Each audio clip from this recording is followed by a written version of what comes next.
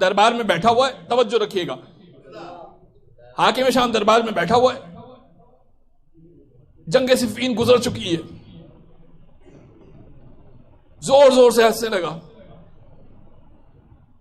عمر ابن عاص نے کہا خیریت تو ہے, کیا ہو گیا؟ اس نے کہا اے عمر ابن عاص مجھے تجھ پر ہنسی آ رہی ہے. اپنے وزیر سے کہنے لگا, کہا مجھے تجھ پر ہنسی آ رہی ہے. کہا کیوں ہنسی آ رہی ہے بھائی؟ کہا یاد ہے جب جنگ صفین میں علی ابن ابی طالب تجھ تک پہنچ گئے تھے اور قریب تھا کہ علی اپنی تلوار تیری گردن پہ چلا دیتے, تو نے وہ حرکت کی کہ علی کو نظریں پھیرنی پڑی بھاگنے کے لیے. اس نے وہ حرکت کی کہ علی کو نظریں پھیرنی پڑی, وہ بھاگ گیا. اب عمر ابن عاص نے دیکھا کہ تاریخ میں لکھا جا رہا ہے, یہ تو بھائی تبھی تو بیان کیا جا رہا ہے یہاں سے. وہ بھی ہنسنے لگا. کہا تو کیوں ہنس رہا ہے؟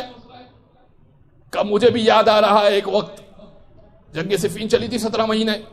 کہا مجھے بھی یاد آ رہا ہے ایک وقت جنگ صفین کی ایک رات کو علی کی تلوار اس انداز سے تیرے خیمے تک پہنچ گئی تھی کہ خیمے کے پردے کو پھاڑ دیا تھا.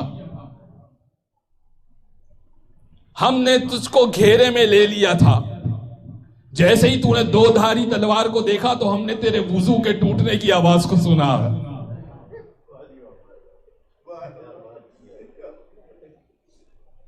اب جو سمجھ گئے وہ سمجھ گئے. اب تو پریشان ہو گیا, وہ حاکم شام پریشان ہو گیا. کہنے لگا چھوڑ علی کی بات کو, آج سے یہ لکھ لے, توجہ رکھیے گا جملے پر, کہ آج سے تم یہ لکھ لے, علی کے مقابلے میں ڈٹ جانا تو چھوڑ, بھاگ جانا بھی بہادری ہے.